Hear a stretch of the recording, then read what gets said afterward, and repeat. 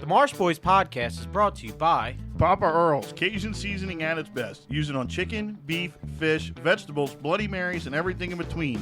Check out their fish fry for that perfect golden crispiness and that great Cajun flavor. and Top Down Decoys, the most affordable silhouette decoy on the market. Their horizontal and vertical styles are both a perfect fit for adding numbers to your snow, spec, and Canada spread. You can check out all of our great sponsors through the link in any of our social media bios. Thank you, and we hope you enjoyed today's episode. Hey, take it!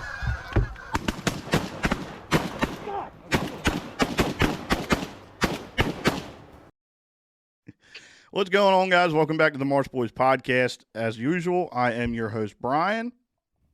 I'm Ryan. Who are you? I'm Ryan, and that was false happiness. Oh, okay. Well, that's a little bit back to normal. Yeah. Real quick, before we get into this, is going to be, Ryan's pretty much going to lead this episode for the most part. It's going to be a little somber. Just get ready for that. One little update: if you guys have not seen, this video is a video. I'm not saying it's going to be uploaded to Spotify right away, stuff like that. But this gives us an opportunity to test out, remote recording with guests and stuff like that. As long as everything goes right, this should be on YouTube Wednesday morning. Last update, the podcast is going to come out on Wednesday mornings now. So if the video thing does take off, it's probably going to take a little while to download and everything like that. So it gives us a little more time to upload. Couple days lead time. Riley, do not text me on Tuesday mornings going, "Yo, bro, where's the podcast?" Actually, he'd probably leave me on red anyway. Call me Kissy Boy. I'll stop. That's all I got, Ryan. If this can be as long as you want it to be, as short as you want it to be, I'm gonna let you take the reins. You're not going to ask me, so how's your week been? No, I'm not. Yeah. So last week you might have noticed I wasn't on the podcast. He had the trapping one we were really looking forward to. I wanted to talk to the dude. Just in case, I was excited to do it. Just a quick pause. If anybody wants to check his book out, Turning Feral. That's his Yeah, book. shameless plug with what I'm about to go into next. I couldn't make it. My grandfather was hospitalized. He was 91 years old. Um, really healthy for his age. It's just his ticker gave out. We've been fighting through this. I think there was another podcast or two I missed because of this, because I went to Christiana or whatever it was to go see him if he needed anything and blah, blah, blah. So Monday on the way home, I'm supposed to be coming to his house. And he calls me on the way home and he said, "I'm in Elmer Hospital." I said, "Okay." So we were talking about it. He's like, "I think I had a heart attack." And he's been having heart problems. They couldn't get the meds right. He's not very good at taking meds the right way. So I was calling him. I was laying on the couch in the front room all night waiting for him to get transferred to Christiana. And finally, it got late. I called him again. He said, "Don't worry about coming today." He said, "Come tomorrow when I'm in Christiana."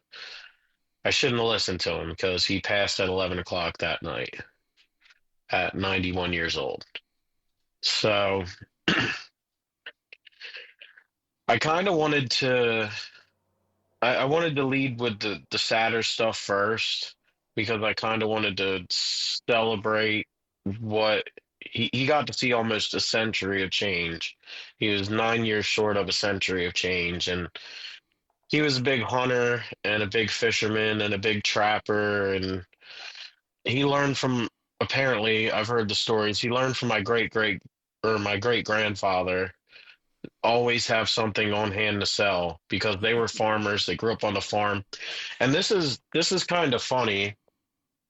And it was under debate for a while until I just got my grandfather to straight up tell me. Abbott's Meadow, that's now owned by the state where a lot of people go hunting and whatnot, that whole property was our property. At one point That in was time. our farm. at one point in time that was the Sowers farm. And going through pictures, there's old, like the old 50s trucks with the wooden backs that says Sowers Farm, Salem, New Jersey. So you guys not And only just crabbed and hunted and fished, you guys had a farm and everything. they lived off the land and probably bootleg too, but I'm still trying to find confirmation of that. So yeah, 1933. Um, I mean, he grew up during World War II, which is wild.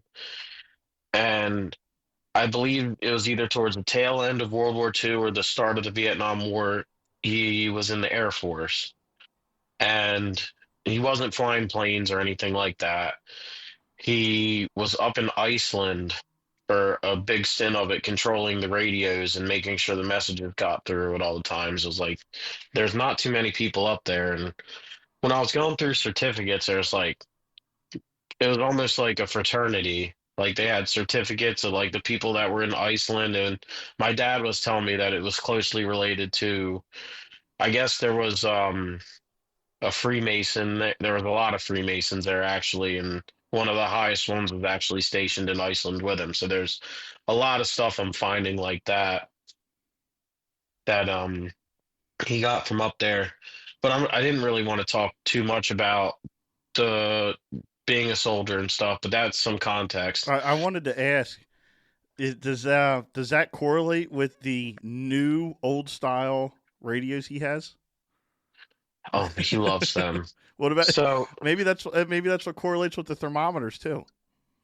oh, did you see the radio in the basement? Yeah, I don't think you actually looked at, you did see it? yeah, the one in the There was corner. he had one out here, he had one in the garage and one down there, and the one in the basement's the only one that survived. It has the knob you turn and the pin that goes to the frequency. Hmm. Yeah, he loved them. And you're gonna post the picture Yes. later. Yeah, when we upload this, I'll post it. And if you look on there, it was him as a kid in front of their trapping den. And I was digging around before the podcast.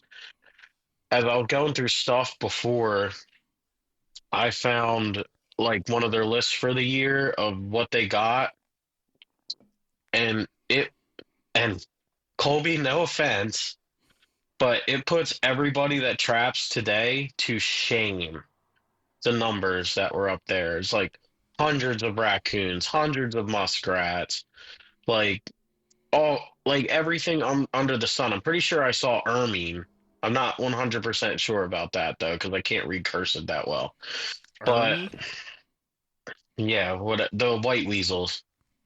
Yeah. And it was insane the numbers that they did, but they did it as a job. They did it 24/7 all throughout trapping season.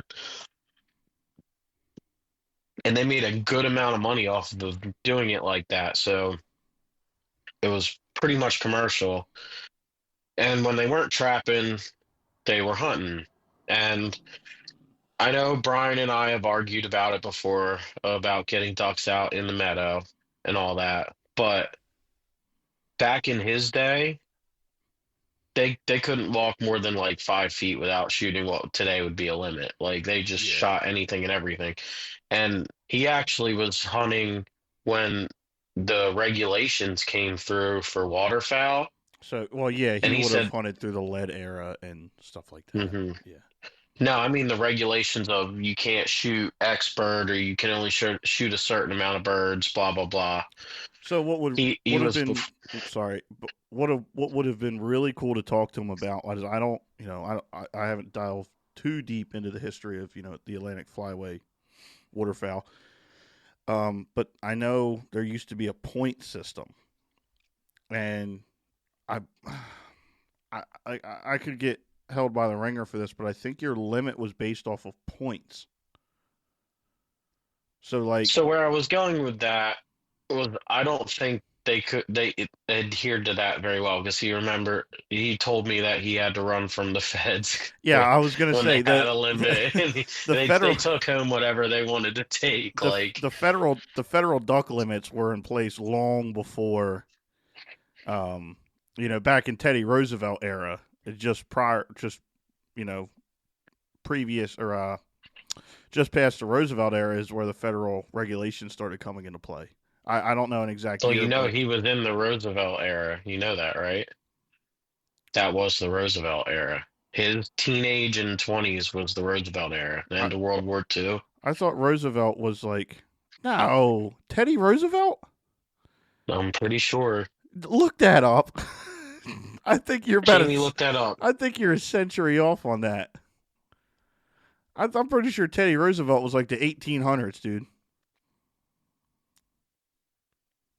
He died in 1919, so I guess it was 10 years before he was born, give or take. You know, I'm not I got actually that going to year do the math. tattooed on me. 1919? Yeah, that's the year my Papa Paulus was born. Damn, he was older than my grandpa. That's Well, he crazy. also passed away 20 some years ago. Yeah. But yeah, So, now your grandpa grew up with regulations. they just didn't listen to Yeah, him down here. they were too hungry. Yeah. So they grew up through that, and I've been going through all kinds of stuff. Like, I'm really finding a lot of the newer stuff. The older stuff is kind of either I haven't stumbled across it yet or it disintegrated in the dust. If you have Not something to hold 100%. up and show, let me know. Like I said, I'll maximize your screen so everybody can see it. That's just let me know. I was about to hold up the duck stamps. Go ahead. So Brian and I were talking, and this one is his favorite duck stamp. I think there's a few other stamps in here as well. This is the Yeah, Ross's Goose this stamp. What is it, 1978. 76? I think it's 1978. 1978. This is the Ross's stamp right here. Um, and I'm glad he kept a lot of the stamps because they're really neat. Like this is 1981. Yeah, here's the one. This is the one from my dad. 1988. Mm-hmm. And it has And the I was federal showing duck you stamp all on the it. cards. Yeah. I think this says 74, Hold on. but it's the Canada Goose one. Yeah, that one's really cool too. I was gonna show them all Okay. if you don't mind. Yeah, go ahead. Flip through the book with it like up on the screen. I'm taking them out because there's some hiding behind the other ones. Okay. Wood Duck was 1975. I guess if you don't want me to waste all kinds of time, I don't have to show all of them. Go ahead. I'm sure there's a lot of viewers that, I mean, I know it intrigues me a whole lot. I wouldn't see why. Cinnamon Teal was 1972. A cinnamon teal? Yeah, check Yeah, that out. there it is. That'd be a cool duck to go after one day. You got to go way east. 84. 84 is a widgeon. Look at you and your duck identification. You've been It reading says that it on book, it. haven't you? No, it says it on it. This is an NRA card. Yeah, I don't think I would show that anymore. Hmm. I know his What are they firearms gonna ID do? card's in there too. I'm not gonna show Yeah, that. don't hold that up. 79 was the hooded merganser. Mm-hmm.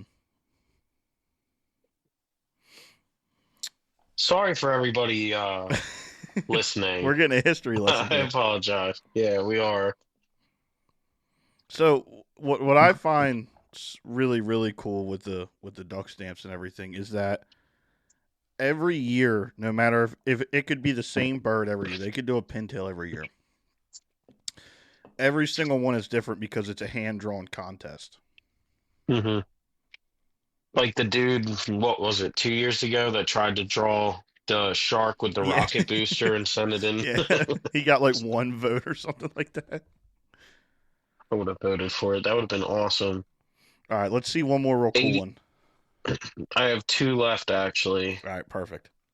The whistling duck is 87. We just had a whistling duck a few years ago too. I have And it the last somewhere. one I have. Oh, so I was going to talk about this too, and I'm kind of upset about it. Okay. This is a state stamp, and I think a few of the other ones I showed you were Hmm. state stamps as well. I wish they still did this. Yeah, we used to This have. is strictly New Jersey's for 87. Yeah, we used to have one. We used to have a tin one actually. No, there's a this rate. Come on, here is a blown up metal sign of the Ohio. What year is it? The 1985 Ohio State stamp. Hmm. Yeah, I don't. Dad I got that w from somewhere. I have no idea where, honestly. and knowing him as he was older, he was always knowledgeable Mm. about hunting and fishing and all that, but he didn't really practice it in my, conscious years. Like we found like 99 and 2000 hunting licenses, 2012. but I don't remember that. I don't even remember him trying to go in 2012. I don't even know why he got it. But he I didn't realize how into it he was at the time until going through this stuff. Like I thought he did it more recreationally, but he takes it just as serious as we took it. Yeah. And I And wanted to show this too here, because I'm pretty sure he carved this, and there's like 2 dozen of them downstairs. let's say there's a And whole they're, lot of them. yeah, and they're all really old, and there's pellet holes in them. They've been hunted over. The only reason I think he carved these is because a lot of people that carve make it out of cork. This is one solid chunk of wood Well, besides the head. that's how that's how a lot of old decoys were. Was white Hmm. cedar. That's the that's the ticket, I guess. Hmm. But And a little history lesson. So you might think that that's a black duck decoy. That is I think it's an just any duck decoy. that's exactly what it is. They would just use black decoys. I guess in the early morning, that's something you can get away with because the light's low. No, no, It no. I just mean, looks like a shadow silhouette of a duck. there's still plenty of guys that use strictly black decoys. We just talked about it, not too long ago on the podcast. There was a company that came out with black decoys. Hmm. It just makes the spread pop. A lot of guys still use them. Yeah, there's a lot of them, and I don't. It depends on how many are left over after the estate's open, because I know a lot of people were looking at them and stuff like that. Everybody's into May, something like that, especially knowing the kind of people in your family, what background they come from. That's probably mhm. pretty prized. Now, maybe not the nicer ones, but if I can get together six Hunt that over are them. decent, I might hunt over them. Yeah, absolutely. I don't see why we wouldn't. They There's probably a. still all float. We could put a little fresh coat of paint over it and kill a Mhm. couple ducks over them. I don't see why we wouldn't at all. We could turn them into a long line. And there's a lot of him that's going to be coming on hunts with me. Yeah, go And this come. is this is very against Brian's opinion, Do you but I have it want to with you do in your it. hand? I'm No. okay. So I was gonna say I'll maximize because that's something would be really cool to show, but go ahead. We can add that to the picture you post Yeah, later if you wanted to do 2 or 3 pictures. I can send that one over too. yeah, absolutely. When I was going through his underwear drawer, there was nothing in it, but he loved stuffing things. And I think I found all of the hunting stuff that he stuffed here and there. You went through his I found whitey two. tighty drawer. Mhm.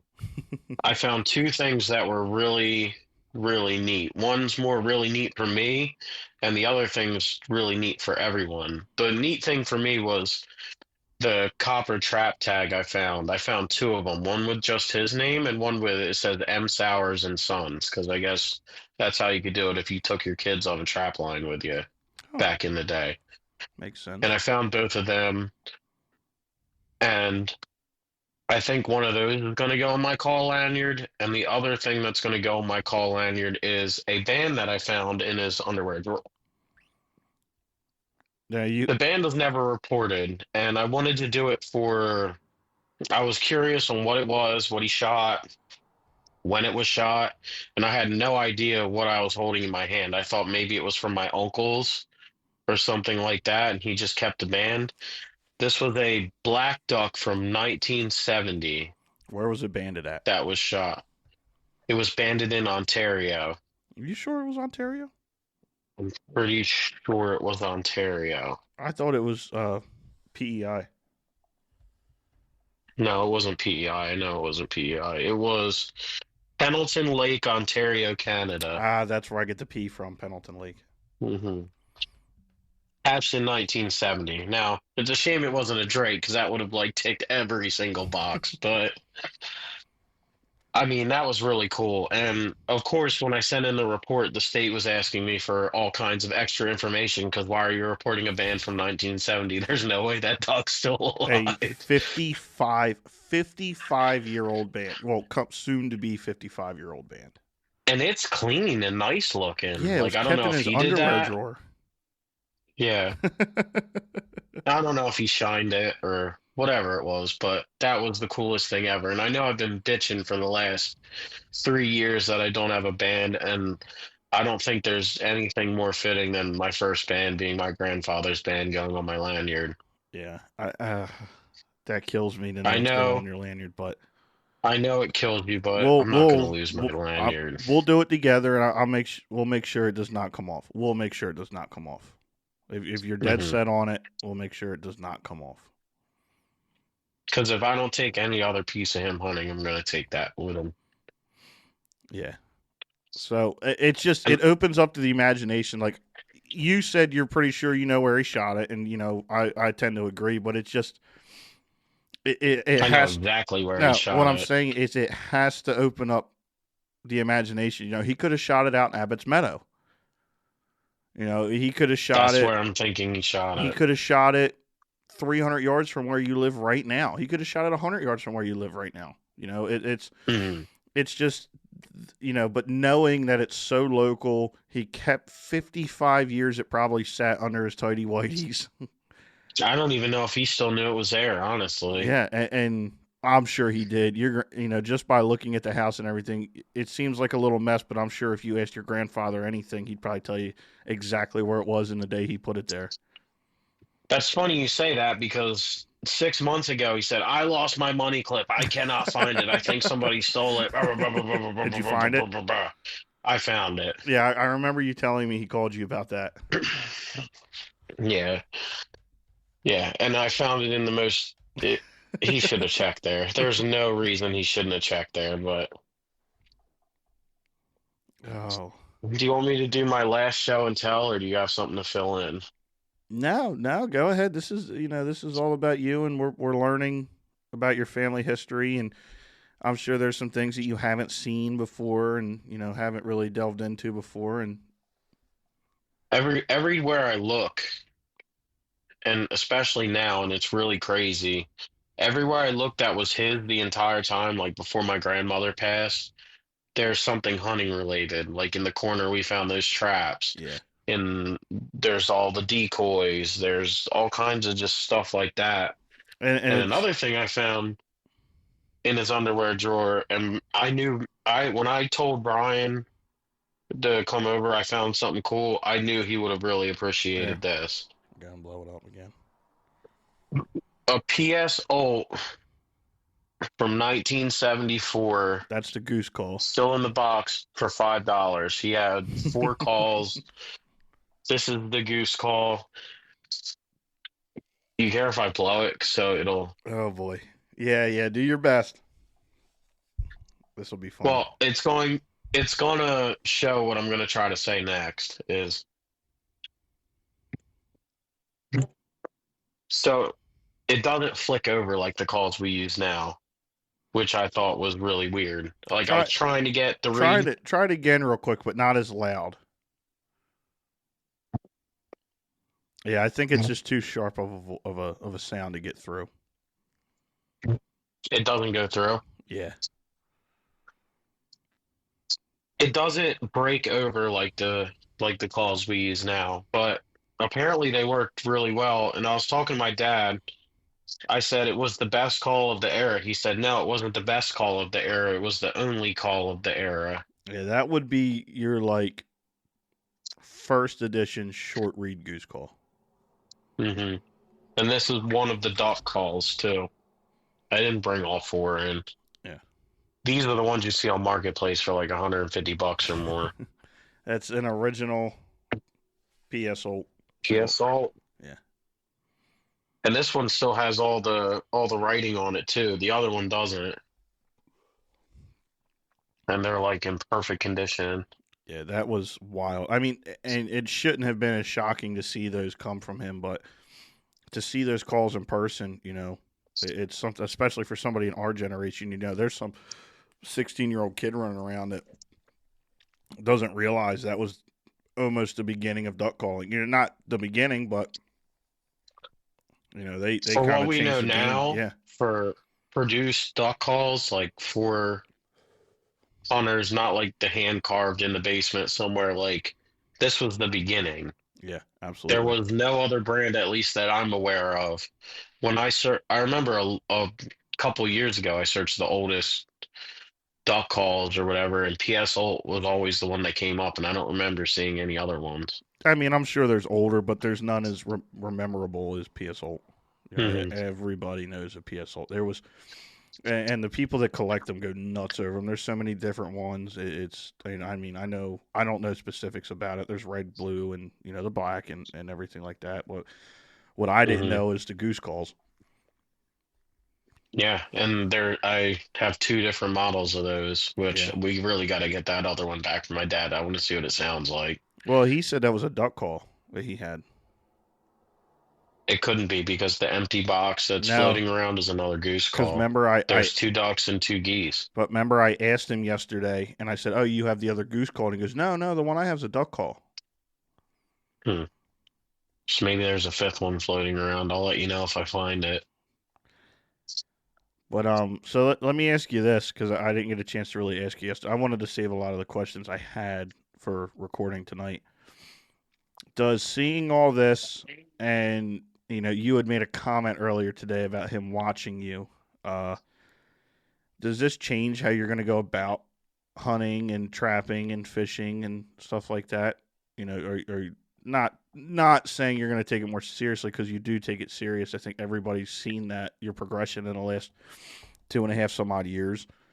But does it change the way you look at what you're doing? Or have you not even I thought about think that? I think I think he was happy that I got into it finally after all the years. And I think when I'm going out duck hunting and stuff, I'm gonna have, especially if we do it out in the meadow, I'm gonna have an appreciation for it I didn't have before. Yeah, I can see that. Does it, It's sorry, go ahead. it's a lot different realizing now how into it he was and how it kind of almost is hereditary that I fell into it eventually too. Like it's almost like I had to. Yeah, It's yeah. like everybody in the family's always done it. You just needed that little kickstart. I needed to get out of fucking college. Well, I mean, you did go squirrel hunting with, it's been years since, but you never shot anything, but you went out squirrel hunting with us a couple times. hmm It's different though. I think waterfowl's gonna take on a whole new meaning for me in the next season, What about trapping? especially because Oh, sorry, go ahead. Go ahead. tra- No, go on your waterfowl deal. I'm not the most religious person. I don't know what to believe, but if there's the slightest inkling and possibility that he's looking down, I want to do him proud when I go waterfowl hunting because that meant as much to him as it means to me. Yeah, I appreciate that. I think everybody appreciates that. I think you're going to start to appreciate that. Hmm. It's and I've never been in a place where you're gonna be the next time you go duck hunting. And it's not like we went duck hunting last weekend and then this happened and it's the same old same. This is gonna sink in for a year before we go hunting again, Hmm. and you're gonna remember what you just said, and it's gonna hit you all at once, and you're gonna look at it Yeah. different. I've never been in a place to have that. I come from a line of hunters, but I've never been in a place you are right now with it. So I think Yeah. we'll for once we'll have a different outlook on it, and hopefully you start to see what I kind of see in the appreciation of not the kill but the hunt. Hmm. Yeah. So it'll be cool to watch that.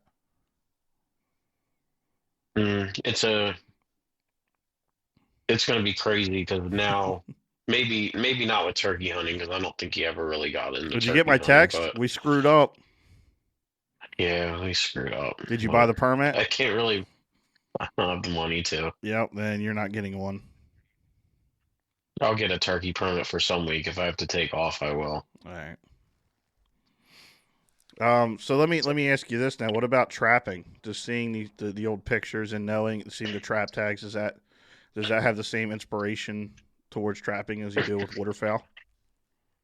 It does, and I have a lot of his equipment that he still had left over as well, and now a place to do it. Yeah. Not my junked out garage at my parents' house. Stuffed up. Like I actually have room and time and a place to do it, and I don't think he got super into tanning, but I know he always fleshed them all out, and because he taught my uncles how to do that, Oh, your and I dad was think I'm telling really gonna. stories about it. That was really cool. And I think I'm gonna really try for muskrats next year because that was their bread and butter.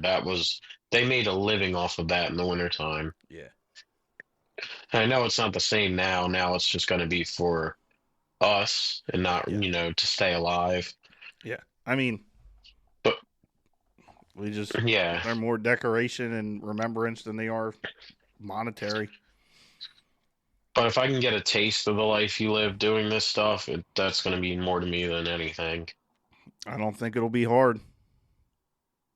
Yeah, I think there's, especially where you're at now, the opportunity's there.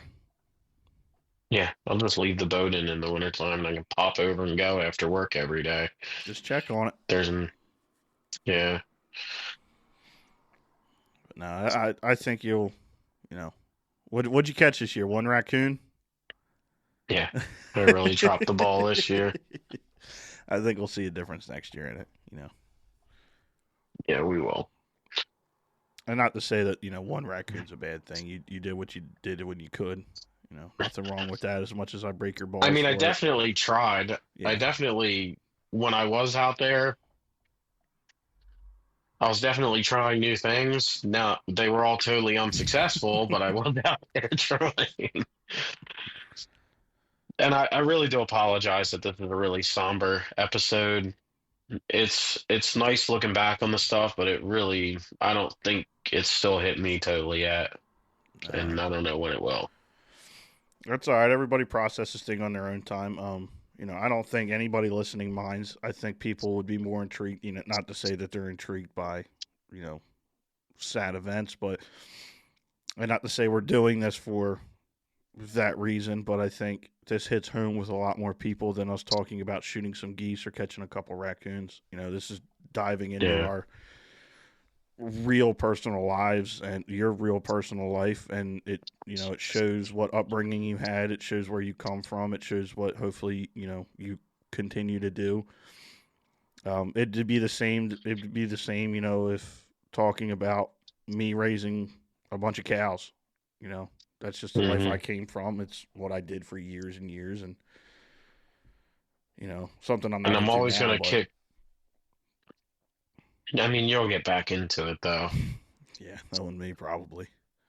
You're always gonna kick what? Do you remember what I said the Sunday Yeah. before? Yeah, I know.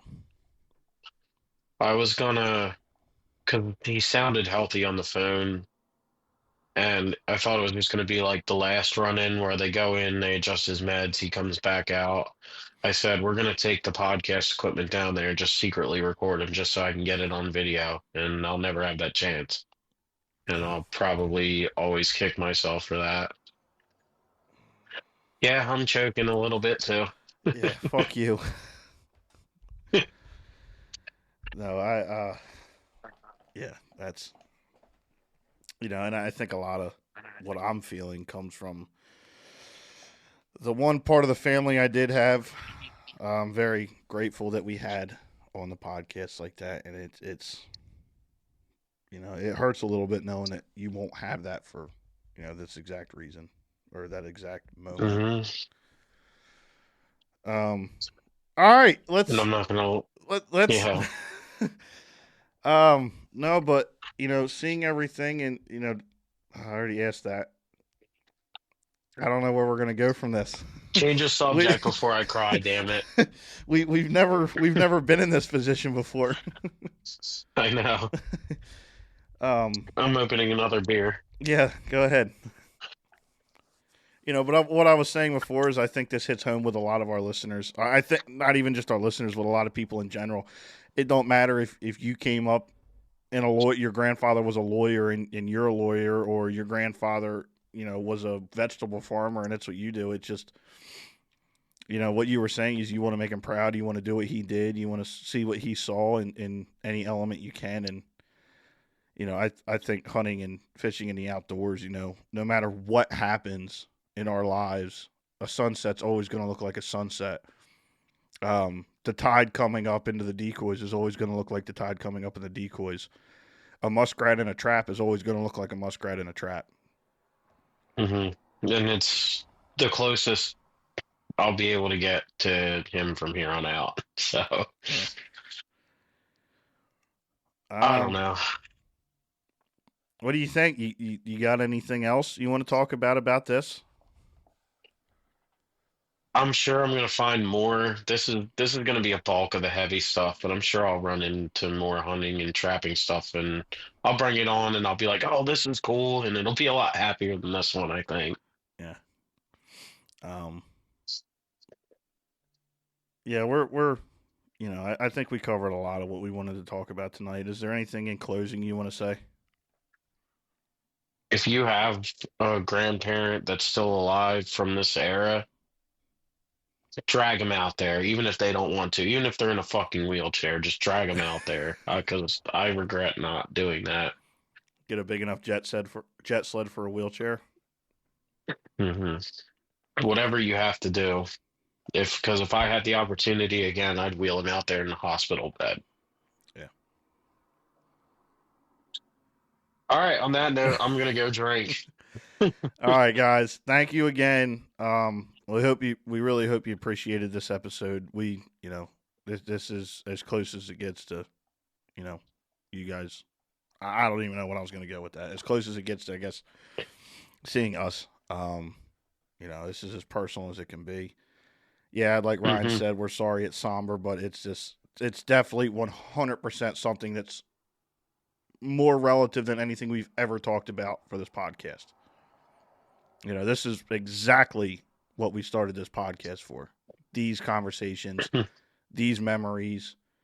We can look back, in 20 years and be like, we talked about that. We showed the world hmm this. So, Yep. uh, next week we're going to have Colby on. So, Yeah. all right. Look forward to that. Thanks, guys. We appreciate you listening. If you liked it, like and subscribe, follow our other socials, leave a rating, all that good stuff. But until then, we'll see you on the next one. See ya.